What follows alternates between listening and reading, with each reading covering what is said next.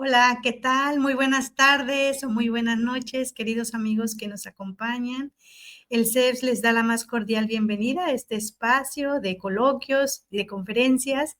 Nos alegra profundamente contar con su presencia y bueno, en este nuevo encuentro, dentro de la campaña Opta por la Vida que estamos llevando a cabo durante este mes. Y bueno, como cada último miércoles de mes, tenemos hoy un seminario.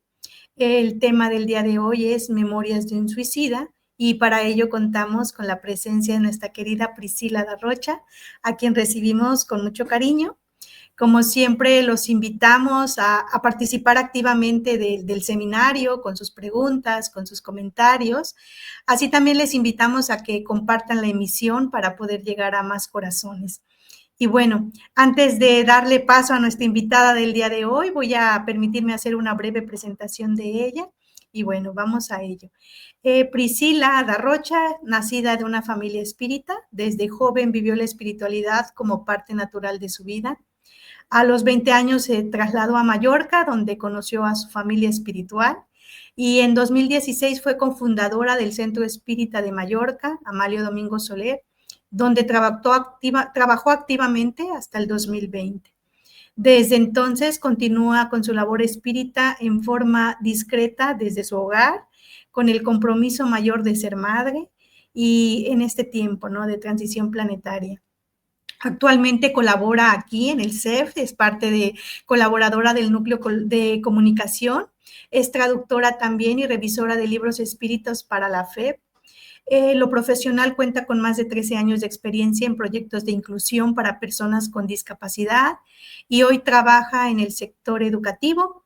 Y bueno, ella es Priscila Darrocha. Sin más, Priscila, te cedo la palabra. Bienvenida a este espacio. Muchas gracias, Alba. Bueno, ante todo, agradecer la invitación que para esta campaña tan bonita, tan hermosa que realiza el CES desde hace, creo que 4 años. Y, y la verdad es que emociona bastante. Es un tema que muy serio, es un tema que hay que tratarlo y que a veces lo vamos dejando, ¿no? Y es lo que se lleve a cabo proyectos como este, como la campaña Opta por la Vida. Bueno, agradecemos que estén aquí a todos los compañeros, los que estáis siguiendo. Vamos a intentar que sea participativo, que podáis hacer comentarios. Es un libro, vamos a hablar hoy, el tema de hoy es Memorias de un suicida, que es un libro, es muy, yo tengo mi historia particular con este libro.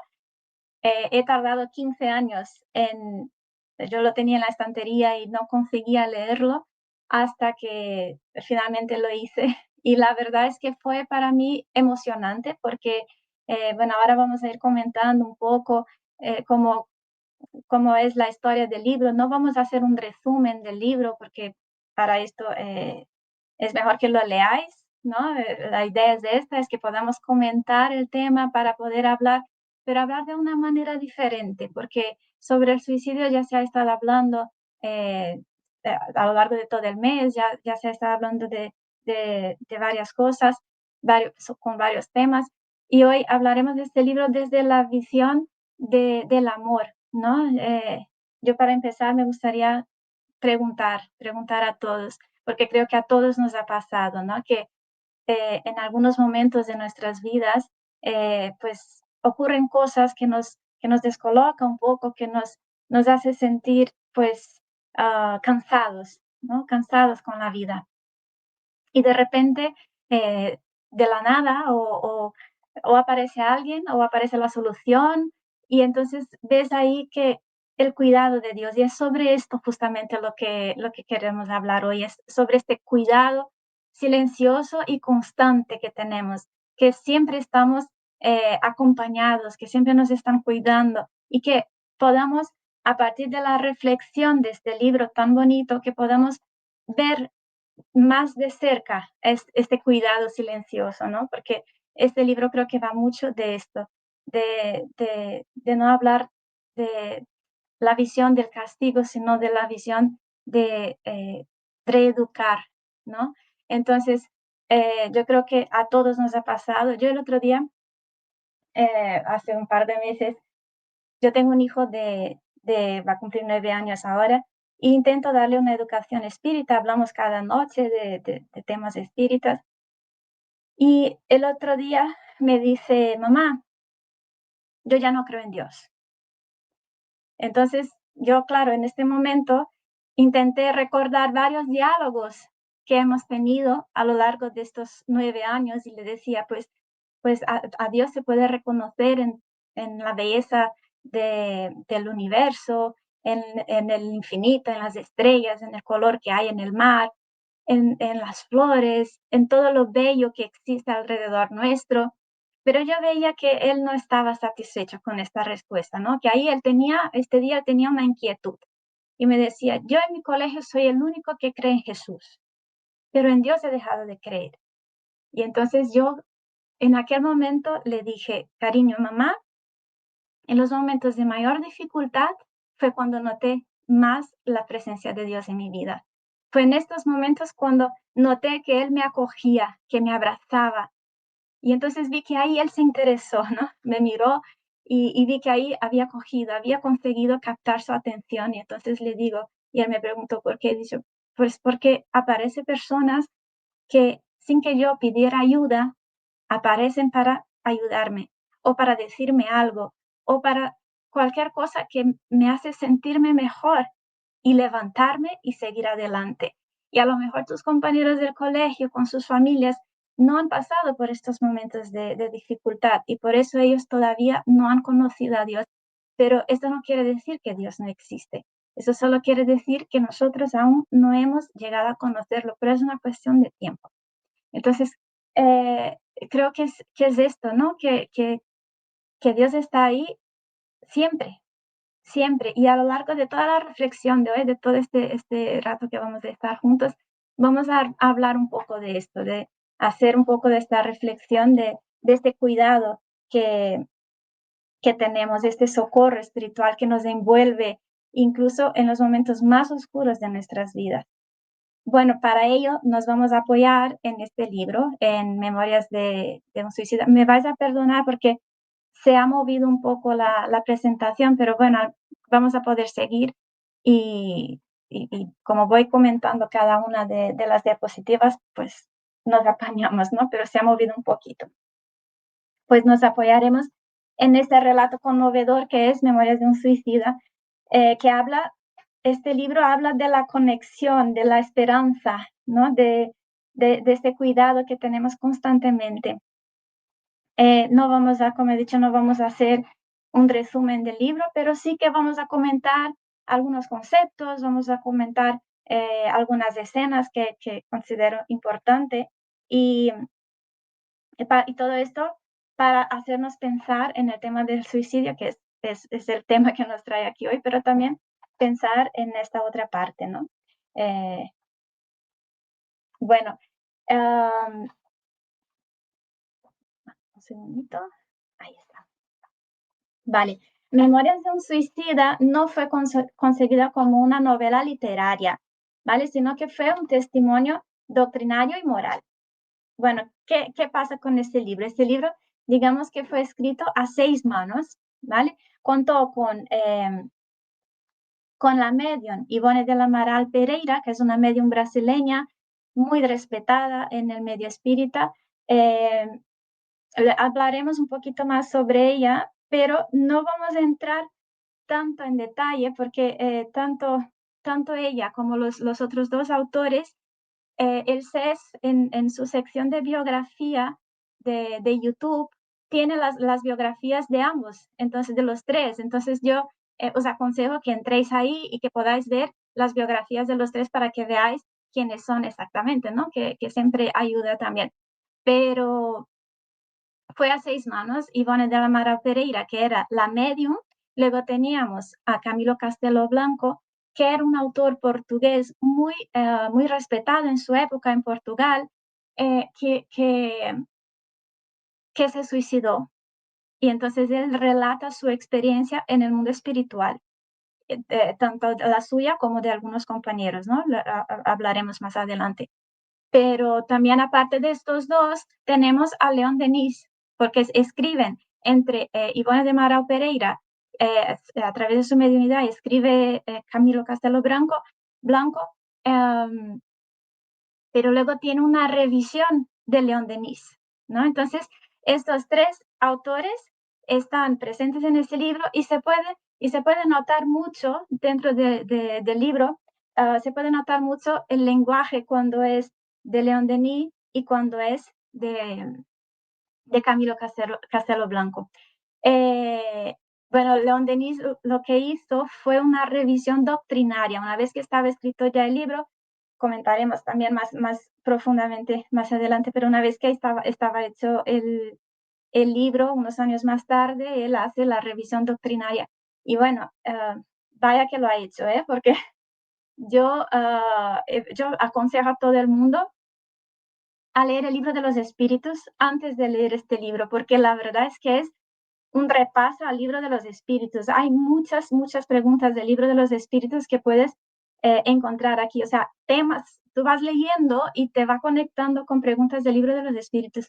Por lo tanto, yo aconsejo leer el libro de los espíritus antes de leer cualquier otro libro, ¿no? Es algo que es muy importante porque si no si no lo ves apenas como una novela. Y si tienes este bagaje de haber leído el libro de los espíritus al menos una vez, ya te será más fácil ir cogiendo los conceptos y comprender mejor. Entonces, porque no es una simple novela, ¿no? Es algo más allá. Y eso lo dice el propio León Denis en uno de los prefacios de la obra de la segunda edición. Bueno, doña Ivone de Amaral Pereira fue una medium extraordinaria. Ella tiene varios libros, hay una colección que no sé si son, no sé, 10, 15 libros, ahora no me acuerdo muy bien, pero en estos libros podemos ver, es una de las pocas medios que tenemos noticia de que durante su vida se supo las reencarnaciones que ha tenido antes. Entonces, hay una serie de novelas donde ella es el personaje. ¿Y por qué es importante saber esto? Porque en estos libros, en estas novelas, vemos eh, que ella se suicidó en al menos 2 de sus encarnaciones pasadas. Entonces, ella en realidad lo que tenía era ella tenía perdone. Entonces ella lo que tenía era una misión, ¿no? Ella tenía una misión de traer este libro. Y así también Camilo Castelo Blanco lo mismo. Él también, cuando está en el libro, leemos que eh, él va pensando, mientras está en el mundo espiritual, él va pensando y él intenta en varias ocasiones traer el relato de su experiencia en el mundo espiritual, porque él sabía que sería importante. Entonces, tanto el uno como el otro, pues de cierto modo rescatan estos suicidios del pasado a través de una obra tan bonita, ¿no? De esta misión de traer esta información para que nosotros hoy podamos analizarla y pensar en el suicidio. Bueno, un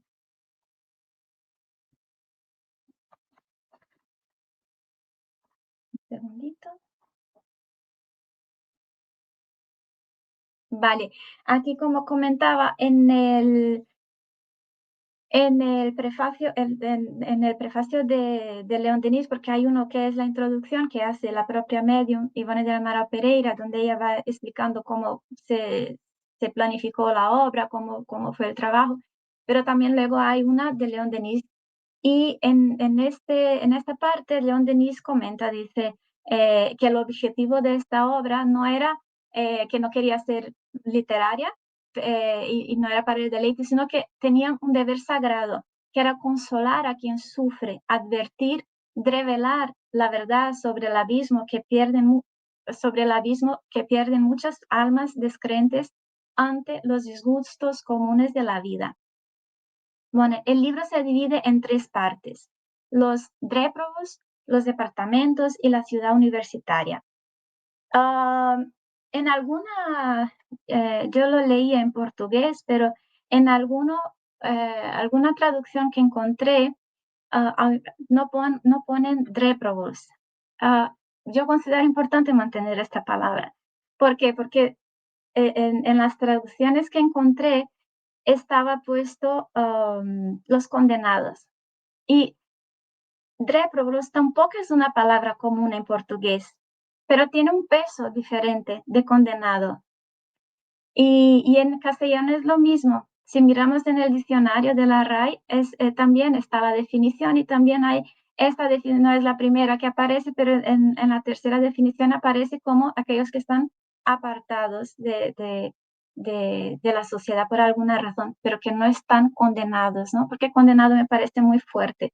Esas traducciones no son traducciones oficiales. La FEP está ahora mismo trabajando en la traducción oficial de este libro, no es oficial, por lo tanto, por eso comento que a veces los libros que encontramos hay que tener cuidado porque la traducción es algo muy importante, intentar mantener la idea del autor espiritual, porque a veces una palabra tiene una fuerza muy grande que nos puede cambiar el contexto, ¿no? Entonces aquí me parece importante mantener como réprobos y no como condenados, porque en realidad la doctrina espírita no habla de condenados en ningún momento. Bueno, Ivonne de la Mara Pereira tenía varios tipos de mediunidad y entre ellas estaba una mediunidad que se llama de desdoblamiento.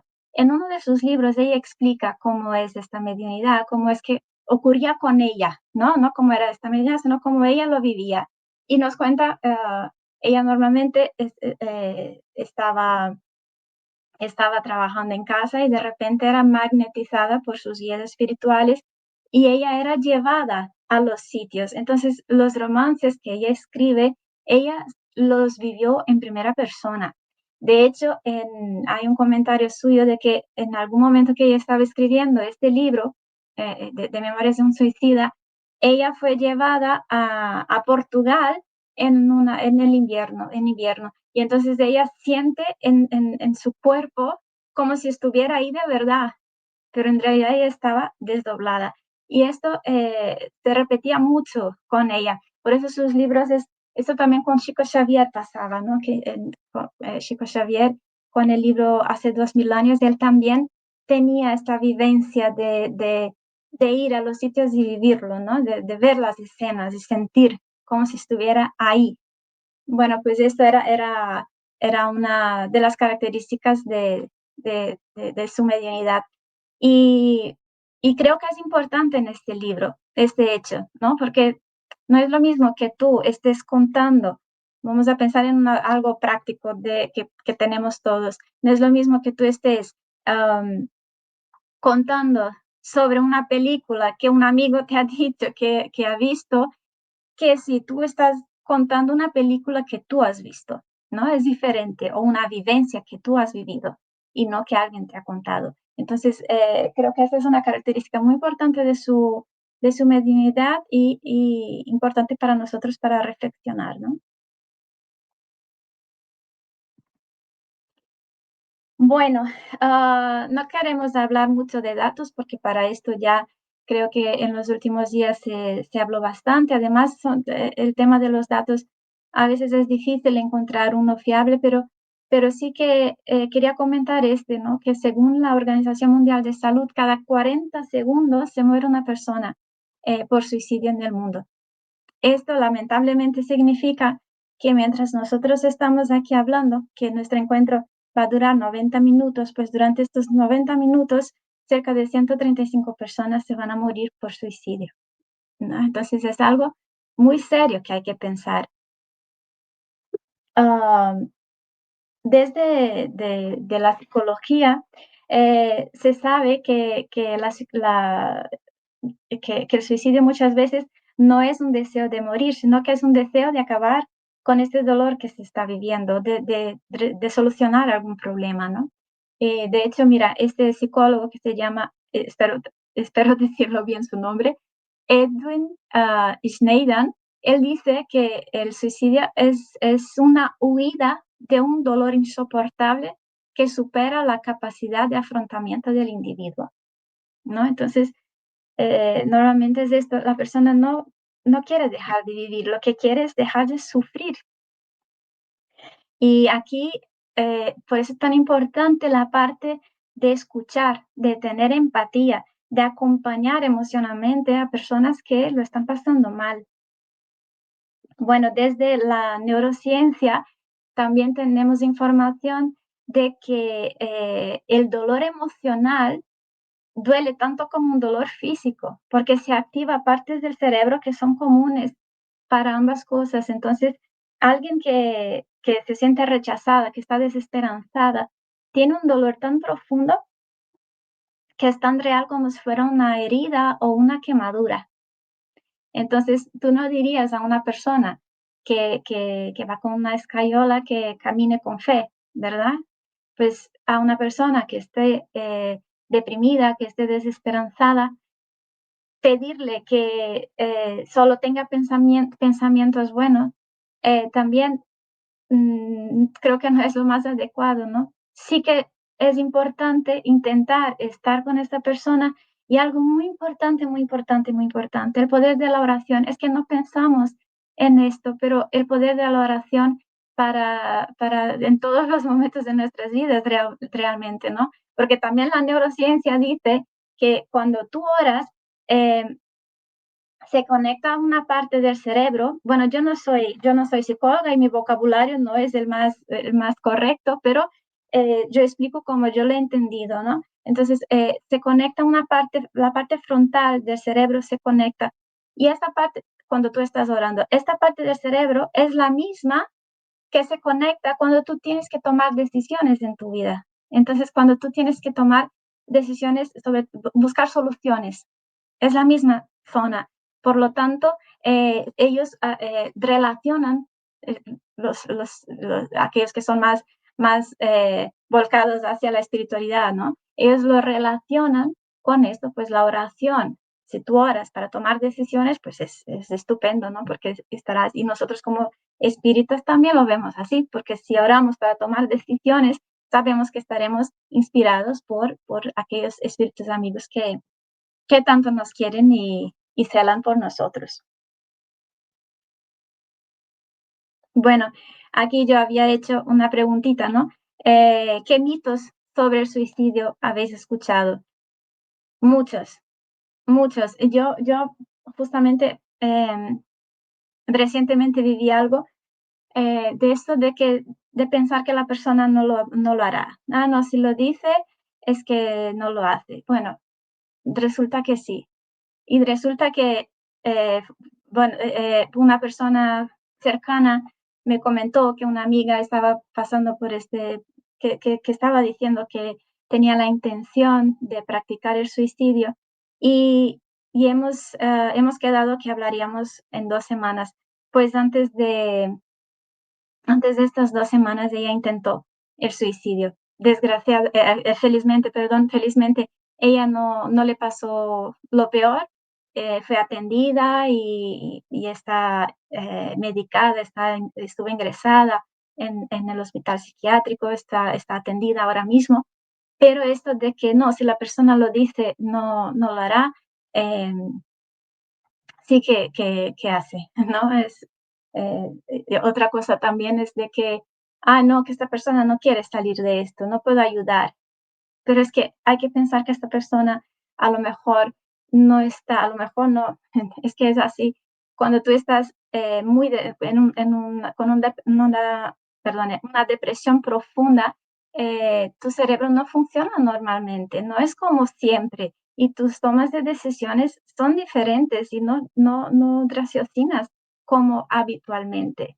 Entonces, son mitos que escuchamos y que, pues, estos son mitos, porque hay que atender y con celeridad y lo cuanto antes y si posible, algo que funciona mucho es el evangelio, ¿no? Que lo haga cada día o que lo haga, no lo sé, como pueda, como se pueda. Y la oración, que la oración, yo siempre digo, cuando nosotros no podemos, la oración sí que puede, ¿no? Cuando nosotros no podemos llegar, la oración llega siempre. Vale, ¿cuál es el mayor de los derechos del hombre? ¿Alguna vez os habéis preguntado? Si habéis leído el libro de los espíritus, habéis visto esto, la vida. Esto está en la pregunta 880 del libro de los espíritus. El mayor derecho de los hombres es la vida. Bueno, el espiritismo trata el tema del suicidio con mucha seriedad. Y Kardec lo trata en casi todas, en todas las obras, en realidad, hay algo que habla sobre el suicidio. Y de hecho, hay una cosa que me gusta comentar mucho, que en este libro estamos viendo la historia de una persona. Esta persona está contando su historia en el mundo espiritual cuando llega ahí después de suicidarse y de lo que él ve. Y en el libro de obras, perdón, de El cielo y el infierno, encontramos 9 relatos de personas que se han suicidado. Y Kardec analiza estos 9 relatos y es que no hay ninguno igual que el otro. Si lo cogemos, vais a ver, es que no hay ninguno igual que el otro. No hay una regla de 3, ¿no? Y esta es la misericordia divina, ¿no? Hay la justicia y la misericordia. Bueno, aquí tenemos esta pregunta que la he destacado del libro de los espíritus, que dice, ¿tiene el hombre derecho a disponer de su propia vida? Dice, no, solo Dios tiene este derecho. ¿Cuáles son en general las consecuencias del suicidio en el estado del espíritu? Importantes, eso es lo que comentaba, ¿no? Que de los 9 relatos que tenemos, o incluso de este libro, ninguno es igual. Porque mira, dice, las consecuencias del suicidio son muy diversas, no hay penas fijas. Y en todos los casos son siempre relativas a las causas que lo han producido, pero una consecuencia inevitable al suicida es la contrariedad. ¿Por qué? ¿Por qué la contrariedad? Pues porque resulta que cuando llega ahí se dan cuenta de que la muerte no existe.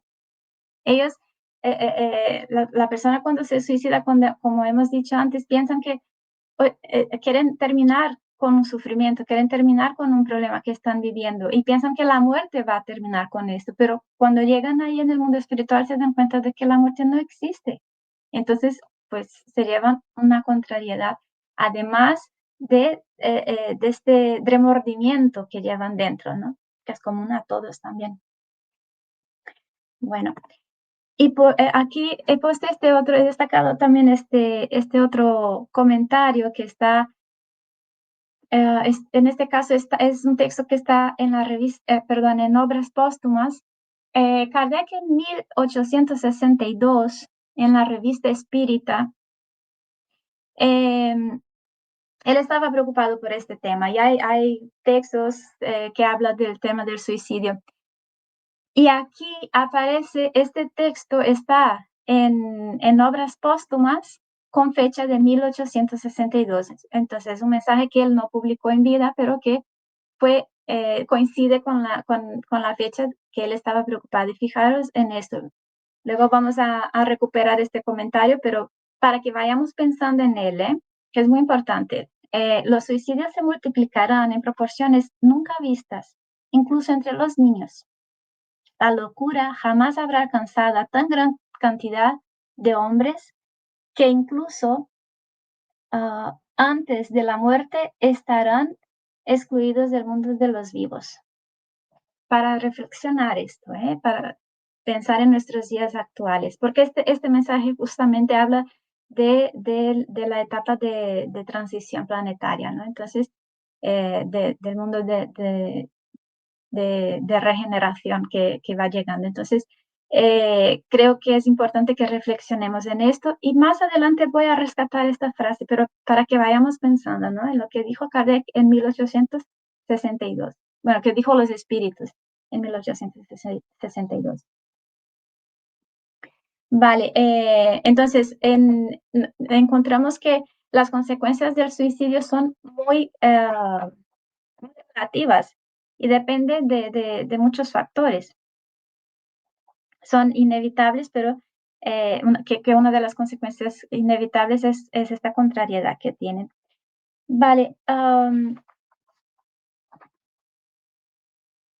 este libro, como ya he comentado, fue escrito por los tres autores y hay una historia de perseverancia, creo, ¿no? Creo que esta es la palabra.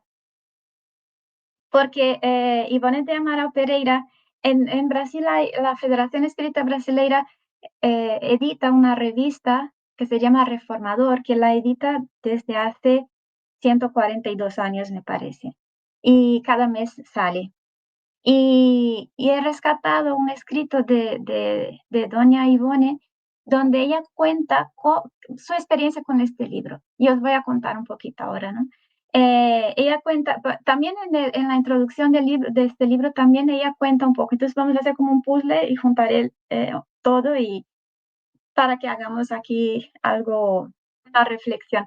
Pues ella cuenta que empezó su vida fue muy dura. Ella pasó por momentos de mucha dificultad, siempre, desde muy pequeña, desde bebé incluso. Entonces fue una vida de muchas dificultades. Y ella cuenta que en 1926 ella empieza a recibir los primeros mensajes de Camilo Castelo Blanco. Eh, Camilo Castelo Blanco era un autor muy orgulloso, como dicho, el portugués, y que era muy querido ahí en su país, y que se suicidó en 1890. Se pegó un tiro en la cabeza y se suicidó. ¿Y por qué lo hizo? Pues porque él había quedado ciego y pues este orgullo que tenía, él no concebía la idea de tener que depender de su familia, porque él estando ciego no podría seguir trabajando y vivía de sus libros, ¿no? De escribir. Entonces, como una persona ciega iba a escribir y si él no está trabajando, pues dependería de las personas. Y entonces esto fue lo que le llevó al fatídico hecho. Bueno, eh, entonces ella nos dice también que no fue una simple psicografía, por aquello que hemos comentado, de que ella tenía una mediunidad de desdoblamiento, entonces ella visitaba los sitios y contaba lo que había visto. Por eso tiene tanta riqueza de detalles. Eh, pero fijaros, solo 18 años más tarde, ella empezó a recibir esto en 1926. En 1944 es cuando ella va a la FED para poder presentar este y otros dos libros. Pero cuando ella llega ahí, encuentra con el presidente de la FED de este momento, que se llamaba Manuel Quintão, y él la recibió desde lo alto de la escalera y ni siquiera ha querido coger las obras para poder leer. Su respuesta fue: tenemos mucho trabajo ahora mismo con las obras de Chico Xavier, tenemos más de 200 obras para revisar, así que ahora mismo no podemos hacer nada, pero ni siquiera coge para leer la obra. Ella, muy humilde, vuelve a su casa con todos los escritos y los guarda ahí en un cajón. Y en cierta altura ella tenía que cambiar de casa, entonces al tener que hacer el traslado, vuelve a coger los escritos y piensa en quemarlos. Coge los escritos, lo lleva a su casa y al fondo de la casa y estos escritos se quedaron ahí muchos años. Si no voy mal, por 8 años estuvo guardado en un cajón. Y entonces ella cuando enciende la cerilla para poder quemar los escritos, los manuscritos, se le aparece Becerra de Meneses, el espíritu de Becerra de Meneses, que también tiene, la relación entre los dos es también de viejos tiempos, ¿no? Él había sido su padre en otras encarnaciones. Entonces era uno de sus guías y ella tenía mucha obediencia, digamos, hacia el espíritu de Becerra de Meneses. Ella tenía sobre todo como guía a Becerra de Meneses y al espíritu Charles, que también había sido su padre en vidas anteriores. Entonces en este momento Becerra de Meneses le para, le dice: no lo hagas, espera. Y ella pues espera. Y ya bueno, vuelvo a guardar y se queda ahí guardado en el cajón, ¿no? En 1953, Camilo Castelo Blanco ya se había despedido de ella porque iba a reencarnar, y entonces se le aparece el espíritu de León Denis, y León Denis le dice, vamos a hacer la revisión doctrinaria de este libro. Y que iban a trabajar en el libro sobre el suicidio, y que iban a añadir el aspecto doctrinario que necesitaba la narrativa. Bueno, como he dicho, lo han hecho en profundidad, porque la verdad es que hay muchos conceptos doctrinarios dentro de este libro, muchísimos. De hecho, yo cuando terminé de leer el libro, volví a coger el libro de los espíritus y volví a leerlo, porque lo necesitaba. Quería encontrar dónde estaba cada concepto de aquellos que yo había leído en Memorias de un Suicida. Entonces, a partir de ahí, los dos trabajaron conjuntamente y diariamente durante un año. Y hasta que ella vuelve a ir a la FEB editora con los libros. Ya era otro presidente de la FEB que la recibe, pero le dice, uno de los criterios de la editora para poder recibir una obra es que esté dactilografada. Bueno, ahí el problema fue que ella ni tenía la máquina para poder dactilografar, ni tenía el dinero para poder comprar esta máquina y poder hacerlo. ¿Qué pasa? Vuelve al cajón ahora. Hasta que un sobrino suyo le regala una máquina de estas, entonces ella puede hacer lo que le habían recomendado, y en 1954 lo lleva para que en 1955, 28 años más tarde, la obra se publique por primera vez.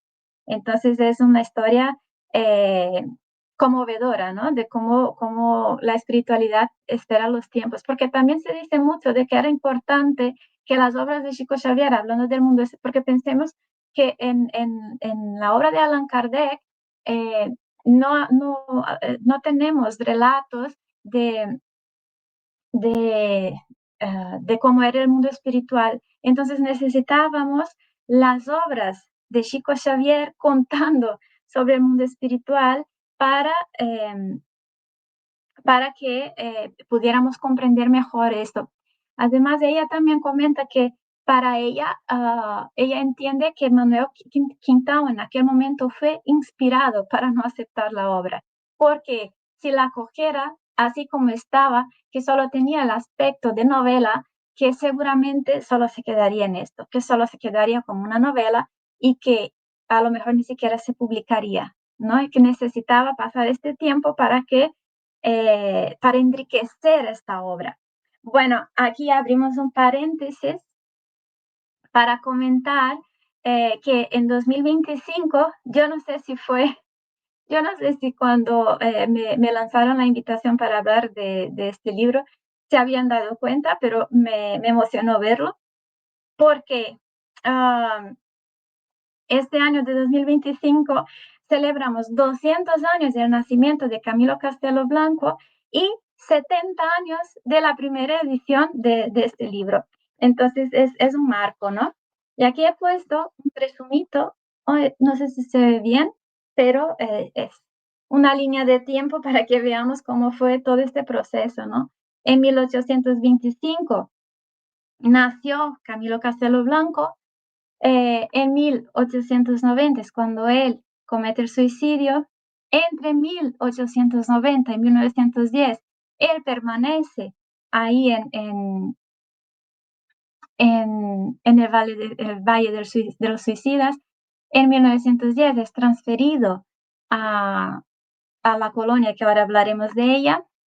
En 1926, Ivone de Amaral Pereira empieza a recibir estos escritos de estas psicografías de Camilo Castelo Blanco, y En 1944 ya presenta la obra a la FED. En 53 ella puede revisar con León Denis la obra. En 55 se publica. En 2025 pues celebramos los 70 años de la obra y los 200 años de nacimiento de Camilo Castelo Blanco. Bueno, solo era para hacer como algo más visual lo que acabamos de comentar. Vale, como he dicho antes, se divide la obra en tres partes, ¿no? Y inicia hablando primeramente del Valle de los Suicidas.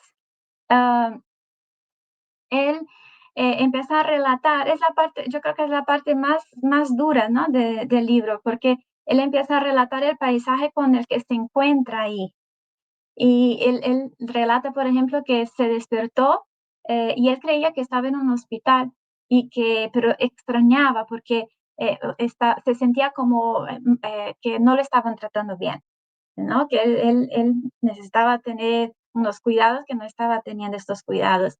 Y notaba fuerte olor, y notaba que olía mal, ¿no? Que estaba sucio. Y, y está un poco confuso con toda la situación, sobre todo porque, claro, él llegó a pensar que no había conseguido finalizar el suicidio, que no estaría muerto, que no había conseguido suicidarse, porque él, claro, se despierta y se despierta viendo. Él se había suicidado porque no veía, porque estaba ciego y de repente pues se despierta viendo. Entonces para él fue algo que le produjo confusión, ¿no? Porque no sabía explicar qué estaba pasando. Y entonces sale de ahí y, y se tropieza con algo. Y resulta que lo que se tropieza era su tumba. Entonces él, claro, él no entendía nada de lo que estaba pasando. Y luego nos va contando una secuencia de hechos, va describiendo con una riqueza de detalles todo lo que él va encontrando, con las personas que se van encontrando, con el tipo de situaciones que va viviendo. Él lo compara con el Valle de los Leprosos, pero él comenta, dice, con la diferencia de que, porque él dice que era todo muy oscuro, ¿no? Que era como yo intenté, ahora con la inteligencia artificial se puede generar muchas imágenes, yo intenté generar algo con lo que él describe y me ha salido esto que veis aquí, que es algo como oscuro y denso, ¿no? Y, y entonces él describe todo esto de esta manera y dice, la diferencia que hay entre el Valle de los Suicidas y el Valle de los Leprosos es que en el Valle de los Suicidas no vemos la luz del sol en ningún momento. Y ahí en el Valle de los Leprosos, además de que se quieren y que pueden surgir de ahí, eh, pues sentimientos bonitos entre las personas que se pueden ayudar entre ellas, ellos se alimentan de esta luz del sol, ¿no? Y aquí no, él dice aquí no, porque aquí es tiniebla constantemente, no tenemos ni un solo rayo del sol en ningún momento que estamos ahí. Entonces, eh, él lo describe como algo muy duro de vivir. Bueno, y otra cosa que comenta es la repetición mental del acto, ¿no? De cuando él intentó suicidarse, y es algo común no solo a él, sino a casi todos o a todos incluso, de que están repitiendo todo el tiempo, están recordando todo el tiempo cuando se suicidaron. Bueno, la turbación, sabemos que es algo común a todos los espíritus, pero en el caso de los espíritus suicidas a veces que también es variable, no es como hemos comentado antes, no hay una regla de tres, de tú te has suicidado y tienes que estar 10 años, no es esto, es que depende mucho del tipo de suicidio, depende de las razones que le llevó a esto, de que si estaba influenciado por algún obsesor, que dice Joana de Ángeles que en todos los suicidios hay un componente obsesivo, de obsesión. Entonces, depende de muchos factores y esta turbación puede ser más larga, más penosa, menos penosa, depende mucho de varias circunstancias, ¿no? Ah, vale, y que algo importante también de comentar es que ellos permanecen ahí hasta que, para que puedan ser atendidos, están ahí hasta que el fluido vital que llevaban, porque cuando se matan, ¿qué pasa? Nosotros venimos con una carga, ¿no? Eh, para que yo me pueda explicar bien, a lo mejor no son las palabras más adecuadas, pero para que nos podamos entender, es como que venimos con una carga de energía y en el momento del suicidio estamos todavía con mucha carga de energía y cortamos este vínculo, ¿no? Cortamos de golpe, entonces nos quedamos llenos de energía todavía. Entonces necesitamos ir agotando, porque esta energía se va agotando, normalmente se va agotando poco a poco a lo largo de nuestra vida. Venimos con una cantidad que necesitaremos a lo largo de nuestra vida. Y en el caso de los suicidas, pues esto se corta de golpe. Entonces, este fluido vital, pues necesita su tiempo para que no sé, la palabra ahora no sé, no me viene, lo siento, pero es para que se descomponga, ¿no? Para que se vaya desvinculando del espíritu, porque está vinculado al perispíritu. Entonces, eh, ellos permanecen ahí hasta que ya están con estas fuerzas casi agotadas y entonces llega la ayuda, ¿no? Y no es que la ayuda no esté, la ayuda esté siempre, está siempre, pero que a veces necesitamos esto, ¿no? Entonces, sí, y aquí él no tenía ni idea de esto, de las noticias de que la vida continúa. Para él todo está siendo novedad. Era una persona que no tenía noción de nada de esto.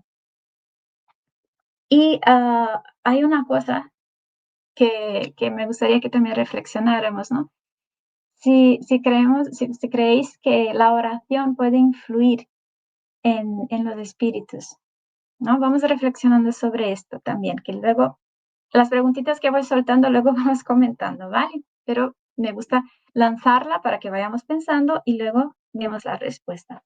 Bueno, pues este libro nos trae, él cuando, una vez que él es atendido y lo llevan, um, él pasa en este momento que él está ahí en el Valle de los Suicidas, él nos va contando que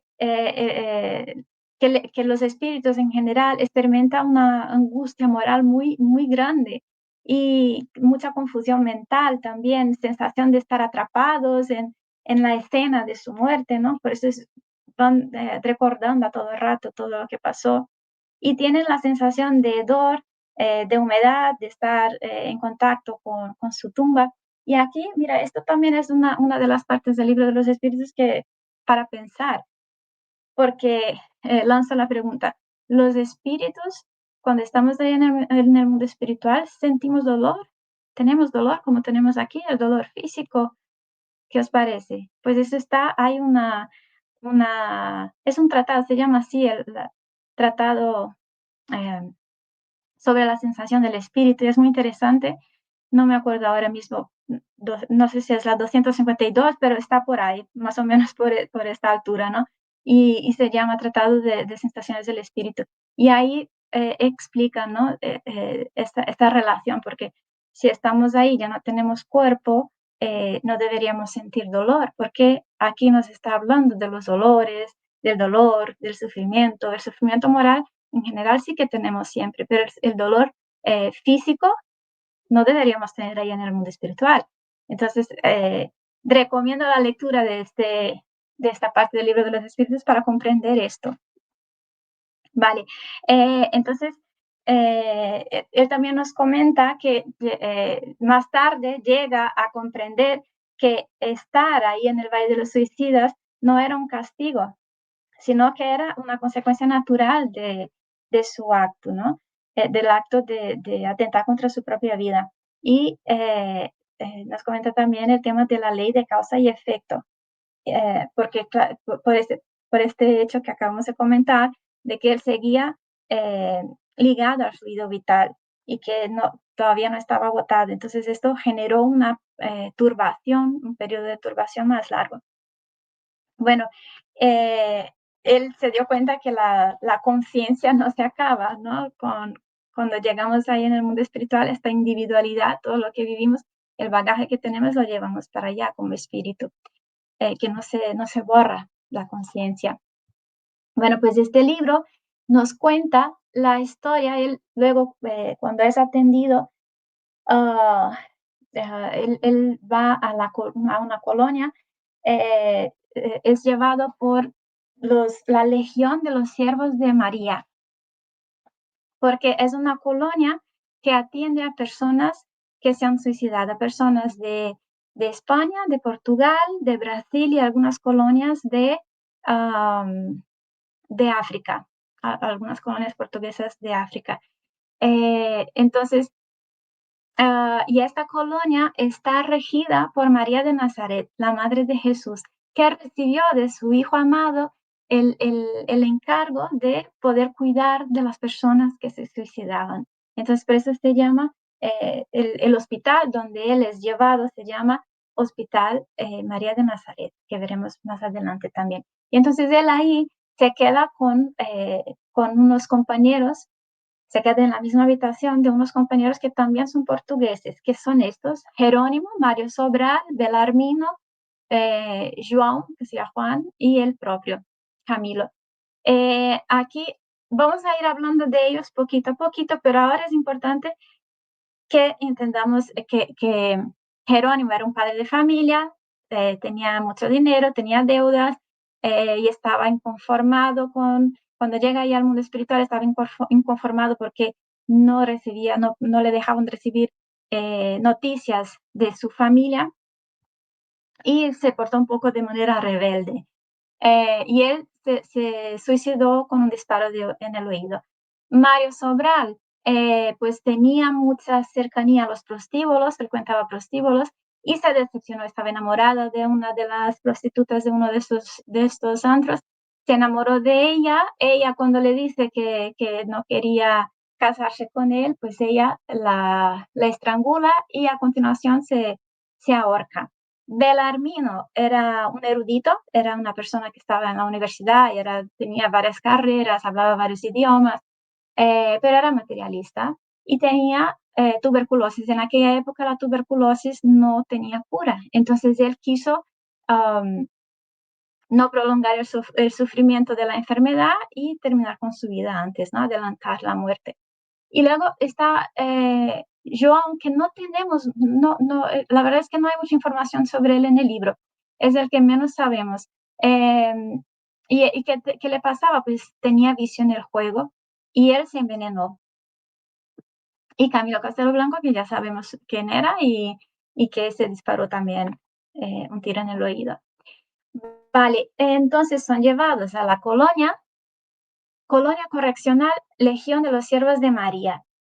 Aquí he puesto todos los departamentos. Esta ya sería la parte segunda. Hemos hablado de la parte primera, que es la parte esta del Valle de los Suicidas. Aquí es la parte segunda, que es, cada parte de esta tiene varios capítulos, ¿no? Y aquí son los departamentos. Y él nos va explicando, según él va mejorando, según va pasando por el tratamiento, él va conociendo otros departamentos de este sitio. Pero lo primero que nos describe es la torre de vigilancia, que lo tenemos aquí, que también intenté generar una imagen con inteligencia artificial y me ha salido esto, ¿no? Era como algo, todavía el paisaje era un poco denso, ya no era tanto como en el Valle de los Suicidas, pero seguía siendo. Y era como una torre, como un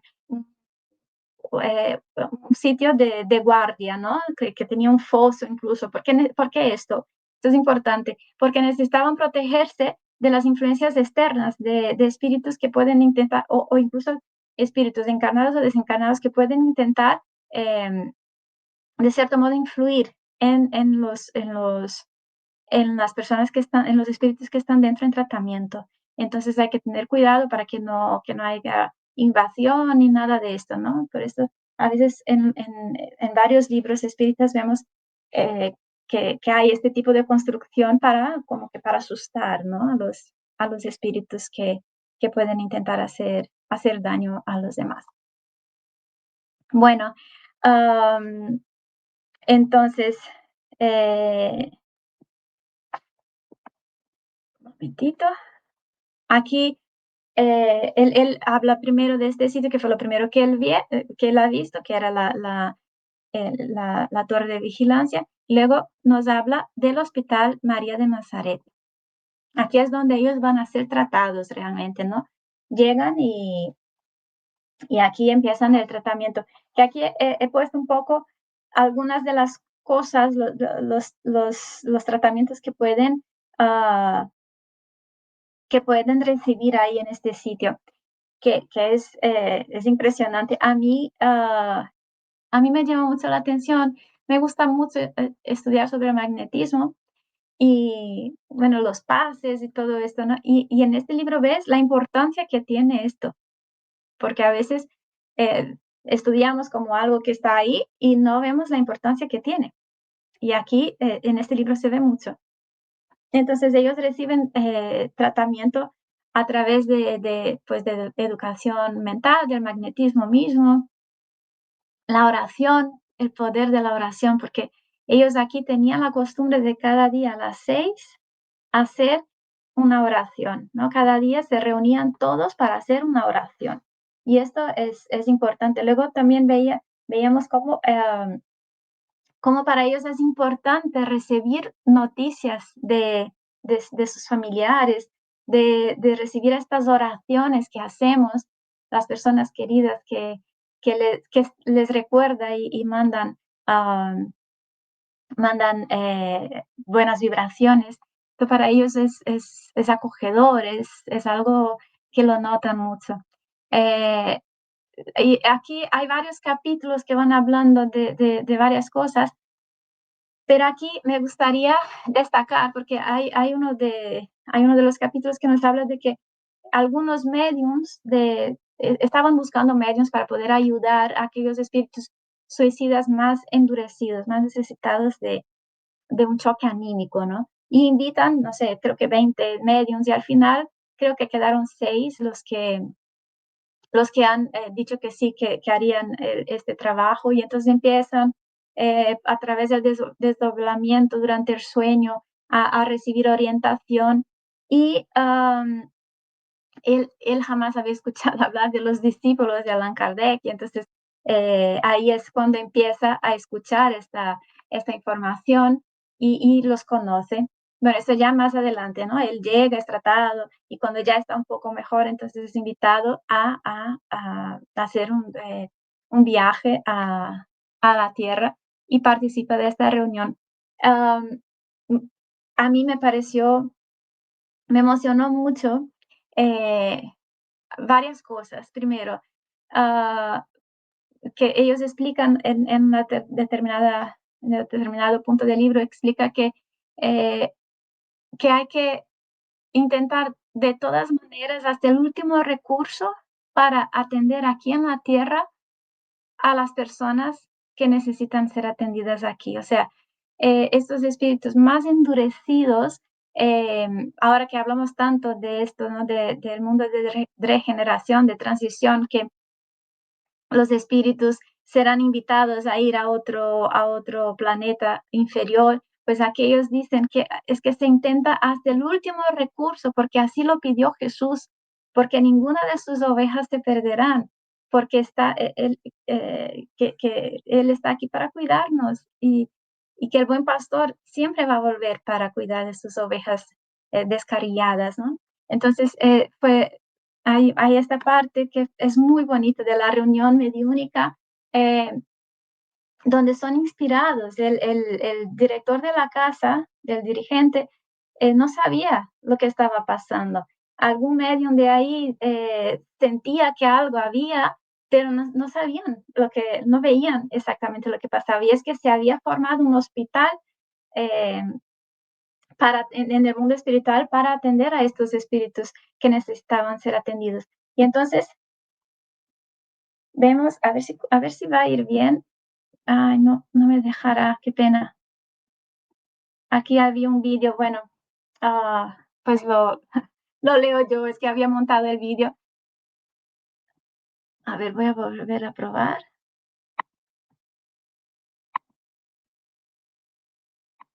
Bueno, no, pues lo leo yo, ¿vale? Entonces, ellos estaban ahí en la reunión y de repente ah, el dirigente estaba leyendo el Evangelio, pasajes del Evangelio, y él explica cómo de repente formó una especie de pantalla donde se veía a Jesús hablando a las personas, de ahí a la multitud en el lago de Genezaret. Y mientras Jesús iba y escuchaban la voz de Jesús, para ellos es como estar ahí. Entonces, mientras escuchaban, venid a mí vosotros que sufrís y os halláis sobrecargados. Bienaventurados los que sufren porque serán consolados. Dios no quiere la muerte del pecador, sino que viva y se arrepienta. El Hijo de Dios vino a buscar y salvar lo que se había perdido. De las ovejas que el Padre me confió, ninguna se perderá. Yo soy el gran médico de las almas. Vengo a traeros el remedio que os ha de curar. Los débiles, los que sufren y los enfermos son mis hijos predilectos. Vuestras almas no están olvidadas. Yo, el divino jardinero, las cultivo en el silencio de vuestros pensamientos. Dios consuela a los humildes y da fuerza a los afligidos que la piden. Su poder cubre la tierra en todas las partes, junto a cada lágrima. Él colocó el bálsamo que consuela. Entonces, mientras ellos iban escuchando esto y teniendo esta vivencia de que parecía que estaban escuchando a Jesús, que estaban viendo a Jesús, pues muchos de ellos pidieron ayuda. Y esta era la oportunidad que la espiritualidad necesitaba para poder atenderlos. Y los lleva también al Hospital María de Nazaret. Bueno, luego ya él recibe el alta de este hospital y va a conocer otros departamentos y nos comenta, otro departamento que nos comenta es el manicomio. Aquí yo también opto por mantener la palabra manicomio porque es diferente. En alguna traducción he visto psiquiátrico, pero es diferente un psiquiátrico de un manicomio. Es que a veces las palabras tienen una fuerza. Y ¿por qué opto por mantener la palabra manicomio? Porque en el psiquiátrico a veces va por voluntad propia, ¿no? Sin embargo, en el manicomio son aquellos que están más eh, perturbados, que ya a lo mejor ya no piensan por ellos mismos, ¿no? Entonces, y aquí en la descripción que él hace de este lugar es esta, son espíritus que están muy profundamente alterados, no pueden pensar por sí propios. Y luego está el aislamiento. Luego también nos comenta sobre el departamento de reencarnación, donde él va haciendo una serie de aquí yo comentaría, él explica cómo conoció una especie de laboratorio. Es que cada uno tiene una función, cada uno se especializa en algo y hay aquellos espíritus especializados en diseñar los cuerpos que vamos a tener o en el caso de los suicidas, recuperar el diseño del cuerpo que tenían antes de suicidarse para luego planificar y que hay toda una planificación reencarnatoria. No es algo adrede, es algo muy cuidado. De hecho, ellos explican que aquellas personas que no están en condiciones de elegir las pruebas por las que pasarán, uh, que ellos hay aquellos más especialistas en programación reencarnatoria y hacen esta programación, pero esta programación pasa por varios filtros y el último es de María de Nazaret, justamente, porque si ella ve que la prueba es demasiado para el espíritu, ella pide que se cambie para garantizar la justicia del Padre, que tiene que ser igual para todas. Entonces es conmovedor, hay cosas muy bonitas que no pensamos y aquí me ha hecho pensar mucho en esto, porque el cuidado que tenemos, aquí está hablando de los suicidas, pero es que somos todos, cuando nosotros estamos en el mundo espiritual, el cuidado que tienen con nosotros de preparar nuestra reencarnación en los mínimos detalles para que todo nos vaya bien y estos vínculos que formamos ahí en el mundo espiritual, que luego traemos, reencarnamos, pero seguimos teniendo a estos amigos que aunque estén ahí, están vibrando por nosotros, quieren que nosotros cumplamos lo máximo posible lo que habíamos planificado y están siempre pues para atender nuestro llamado cuando lo necesitemos. Lo que pasa es que nosotros nunca estamos tan cerca de ellos, ¿no? Porque vamos aturdidos, porque no tenemos tiempo. Por eso vuelvo a insistir, la oración. La oración. Hay un señor en Brasil que decía una frase muy bonita que decía, no es orar todo el tiempo, es hacer de tu vida una oración. Es que tú lleves una vida que parece que es una oración, ¿no? Que todo lo hagas a conciencia, que todo lo hagas con tus mejores sentimientos, con esta calma, con esta paz, intentando servir a Dios y no servir al mundo. Entonces, de este departamento me quedo con esto que me parece precioso, este hecho de pensar en la cantidad de personas que nos están acompañando y que están siempre ahí por nosotros, ¿no? Bueno, vamos a profundizar un poquito más en la vida de nuestros personajes. Jerónimo, ellos luego cuando ya están pues en este proceso de que ya han mejorado, ya han recibido tratamiento, ya pueden salir del hospital, vemos que Jerónimo fue, él, como yo comenté antes, él fue un poco rebelde, porque él quería saber noticias de su familia. Entonces él solicita ir a la tierra, a Portugal, donde él vivía, solicita ir, recién llegado al hospital, él solicita ir a visitar a su familia. Y él no entendía la negación de los responsables por su tratamiento, e insiste, y al final, respetando su libre albedrío, le dicen que sí, que lo llevarían, es escoltado a su anterior hogar en Portugal, escoltado por los espíritus de ahí del hospital, de la colonia. Y cuando él llega a su casa, lo primero que le sorprende es ver que se habían pasado 13 años. Él pensaba que había pasado semanas y se habían pasado 13 años desde que él se había suicidado. Y entonces él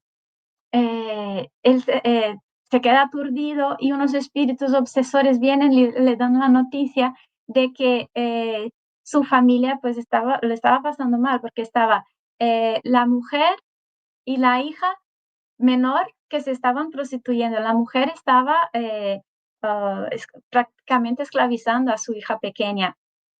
El hijo que había asesinado a alguien, la otra hija que estaba casada con uno que la pegaba, la otra que estaba limpiando un hotel en Lisboa. Entonces, para él esto fue un shock. Y cuando él recibe todas estas noticias, pues él, pues esto entra en shock y tiene que volver corriendo a la colonia y él es llevado a la parte del aislamiento, se separa de sus compañeros. Entonces, en este momento, yo aquí quería comentar esto, que cuando ellos ya están en condición de hacer estas visitas, Jerónimo está ahí en el aislamiento, Mario Sobral, pues ellos aquí es bonito esto porque ellos como que van buscando trabajos de acuerdo con su vivencia, ¿no? Entonces, aquí Mario Sobral, que tenía cercanía con los prostíbulos, justamente va a los prostíbulos para intentar ayudar a las personas, inspirar buenos pensamientos.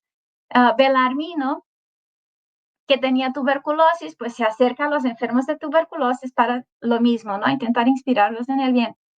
João, que tenía el vicio en los juegos, pues iba a los sitios de juego para intentar. Y Camilo, pues buscó a los ciegos en los hospitales y en las calles para poder ayudarlos. Bueno, aquí hablamos un poco de la reencarnación reparadora, que lo es para todos nosotros, sin excepción.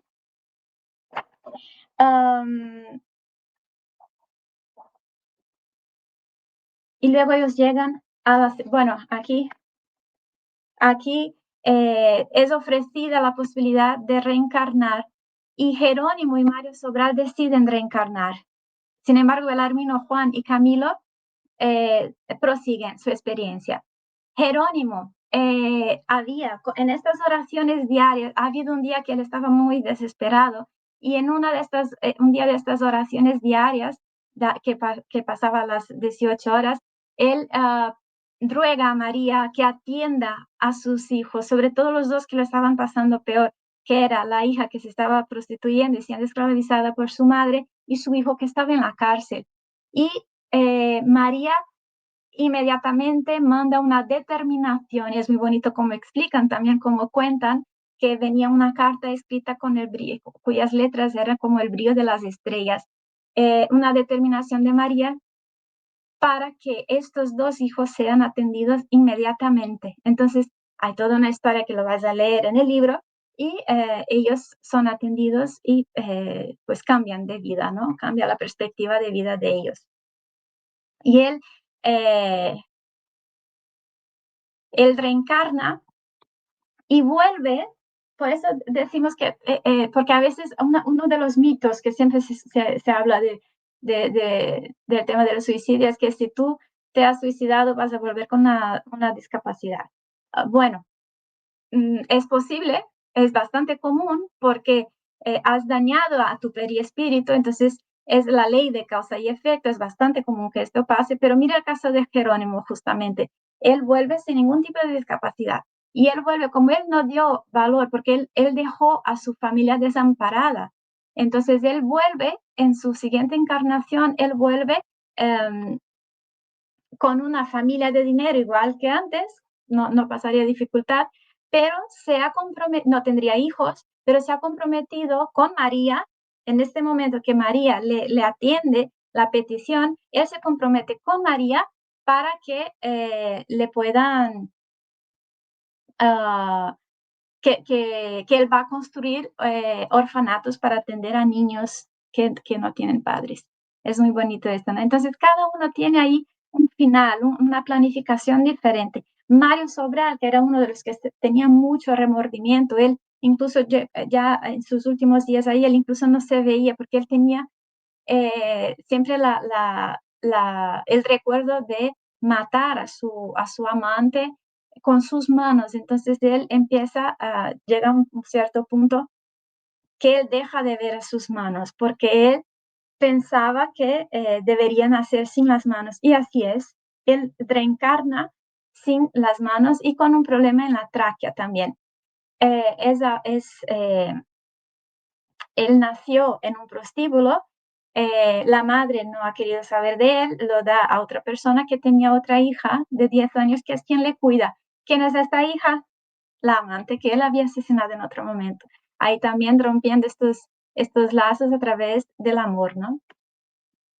Vale, en la ciudad universitaria ellos llegan, como he dicho antes, Belarmino, Juan y Camilo siguen a la ciudad universitaria, los otros dos reencarnan. Y aquí hay es muy interesante también esta parte.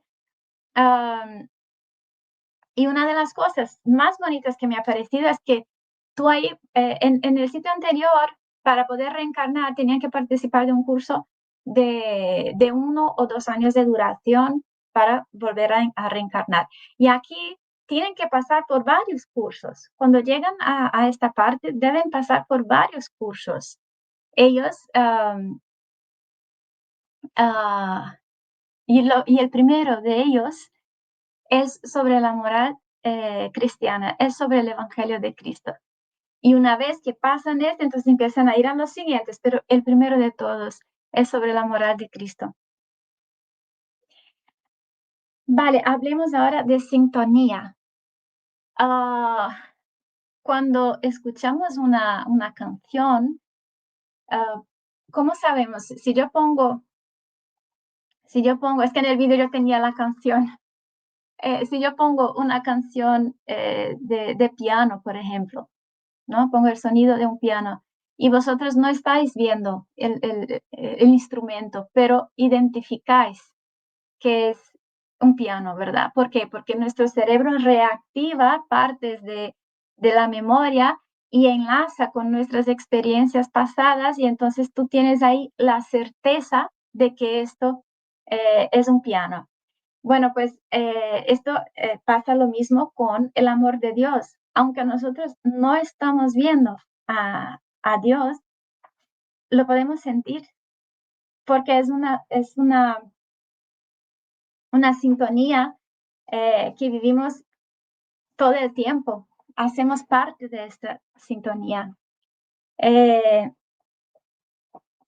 Nuestra alma reconoce a Dios porque lo tenemos ahí en la conciencia, ¿no? La ley de Dios está escrita en nuestra conciencia y cuanto más nos desarrollamos, más nos acercamos a la esencia de Dios. Entonces lo tenemos dentro, solo hay que buscarlo. Nosotros hemos vivido ya muchas experiencias, todos nosotros, y guardamos en nuestro interior esta huella divina. Y aunque en los momentos más difíciles, cuando todo parece que solo es oscuridad, que no vamos a poder, pues podemos sentir esta presencia de ser guiados, de ser sostenidos, ¿no? Que eso es lo que os comentaba, que hablaba yo con mi hijo, que a veces en los momentos de mayor dificultad es cuando sentimos que somos llevados en brazos, ¿no? Siempre aparece o alguien o una idea o una solución, siempre. Solo hay que abrirnos a ello. Y así como los espíritus de esta reunión que se inspiraron al escuchar a las palabras de Cristo, a veces lo que necesitamos es también justo esto, para que estemos en condición de ser atendidos. Entonces, a mí me gustaría hablar que el tema de la sintonía es muy importante. Es muy importante pensar con quién nosotros nos estamos sintonizados, porque esta sintonía puede ser eh, con la luz o con las tinieblas, depende de nosotros. Hay que pensar con quién nos estamos sintonizando. La ciencia de ahora dice que nos sincronizamos y la llama como sincronización intercerebral. Es algo que está comprobado, pero el espiritismo va más allá, ¿no? Porque la ciencia está hablando de nosotros como seres encarnados de mente a mente, pero el espiritismo nos habla también que sintonizamos también con los espíritus. No es algo solo material, hay algo más allá, ¿no? Entonces, es importante pensar siempre esto. ¿A quién dejamos que nos influya en nuestras vidas? ¿En qué frecuencia está nuestra alma? A veces no podemos levantar cabeza de golpe y tenemos que ir poquito, pero hacer el esfuerzo de un poquito cada día y al final nos levantaremos del todo. Porque el dolor llega y nos llega a todos. Vivimos en un mundo de pruebas y expiaciones y nos llega a todos. En algún momento siempre va a llegar, unos más, otros menos, unos por más tiempo, menos tiempo, pero a todos nos llega. Y es fundamental que elijamos la luz, ¿no? Es participar, mira, simplemente participar en estudios como este, o estudios que tiene el CESFE o lecturas edificantes, cosas así que nos puedan ayudar a pensar, a cambiar. Yo digo de cambiar el canal de nuestra radio, ¿no? Que a veces estamos cogiendo una sintonía, una vibración que no es tan buena y necesitamos hacer este cambio, hacer este clic para poder notar más esta ayuda espiritual y poder ser ayudados realmente. Entonces, os invito a hacer elecciones que nos puedan sanar, que sería acercar a personas que nos elevan, buscar ambientes donde habite la fe, la esperanza y la comprensión, buscar trabajos edificantes también, ¿no? Aunque sea hablar con una persona que acabas de conocer y ves que necesita, lo que tú puedas, lo que estés en tus manos, el trabajo, porque la ociosidad, Kardec habla de esto, la ociosidad nos lleva a perder la fe. Entonces, si tú tienes trabajo en el bien, si tú estás haciendo un trabajo en el bien, dejas de pensar en tus problemas y empiezas a pensar en la persona que tú tienes que ayudar y quieres que esta persona se levante. Entonces, por eso es tan importante el trabajo en el bien. Y cuando tú ya no puedas más, ora, pide una oración y entonces la ayuda te vendrá, ¿vale? Elevar el pensamiento, porque nosotros no estamos solos, nunca hemos estado solos, siempre estamos acompañados, nunca hemos estado solos y nunca vamos a estar. Bueno, recordando aquella frase de Kardec que hablaba de los suicidios que se multiplicarían, pues vemos cada vez más, lamentablemente vemos cada vez más suicidios y cada vez más suicidios entre los niños también, ¿no? Creo que Kardec era, eh, ahí fue certero. Además, esta frase que terminaba decía em, que muchos hombres estarán borrados de la lista de los vivos antes incluso de su muerte. ¿Por qué? Porque es que vamos por la vida sin poner atención a nada, vamos con prisa, vamos y vamos cogiendo un estado depresivo. A veces se dice que la depresión será la enfermedad del siglo, que matará más que cualquier otra cosa. Entonces, es muy importante pensar en estos temas. No es algo pasajero, no es algo ligero de pensar, es algo que hay que hacer una reflexión muy grande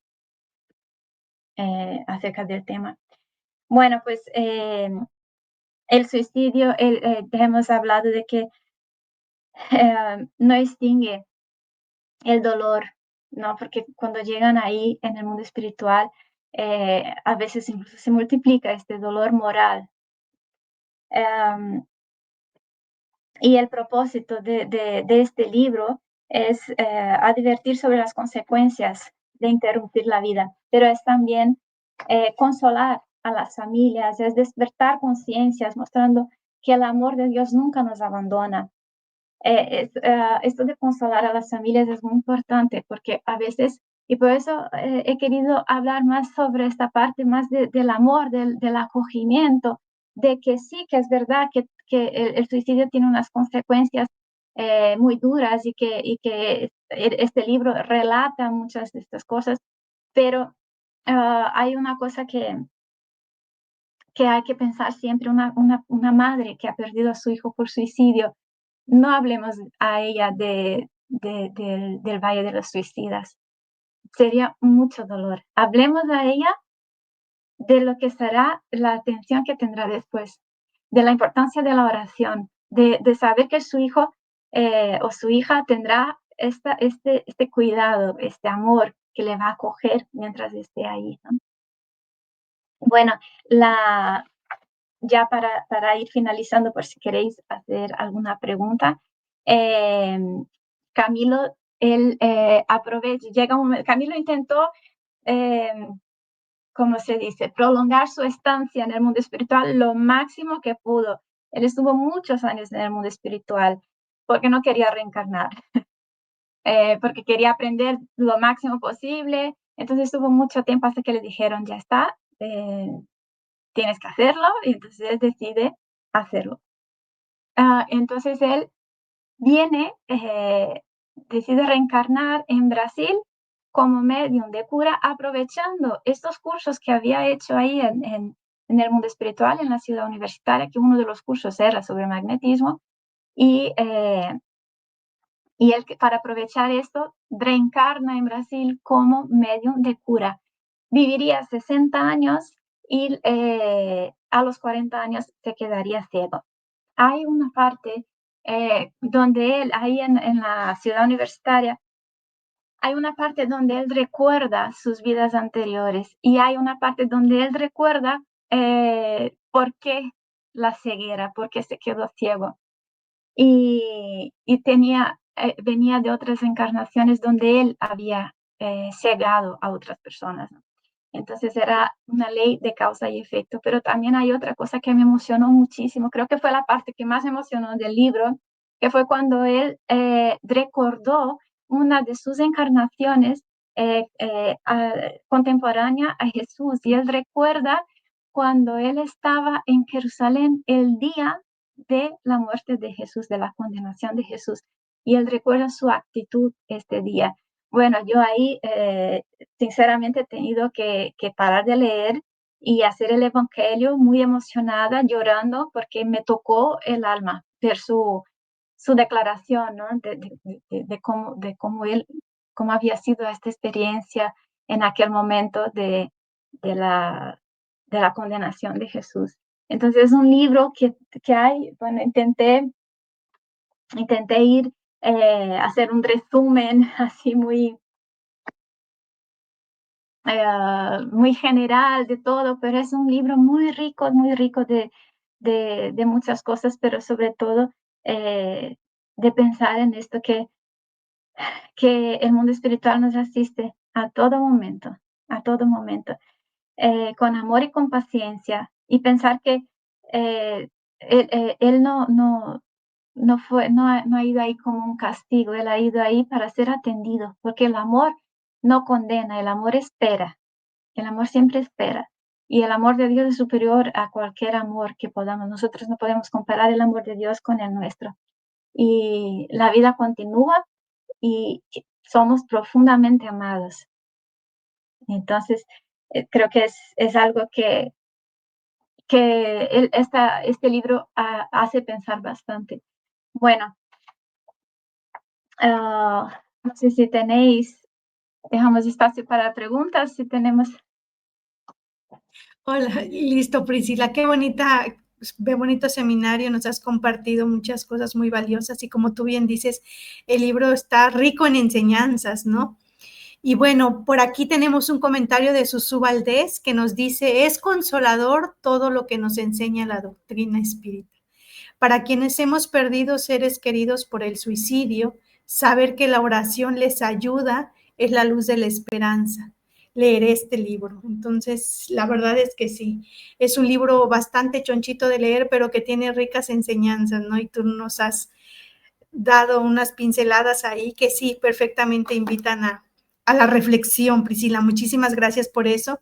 Y bueno, de alguna manera has respondido algunas preguntas, pero que te queremos plantear una para que nos la respondas y ya la puedan ver los amigos después en diferido. Y dice así, ¿cómo podemos ayudar a los familiares que han sufrido el suicidio de un ser querido? ¿De qué manera crees que podría ser? Es duro y delicado, ¿eh?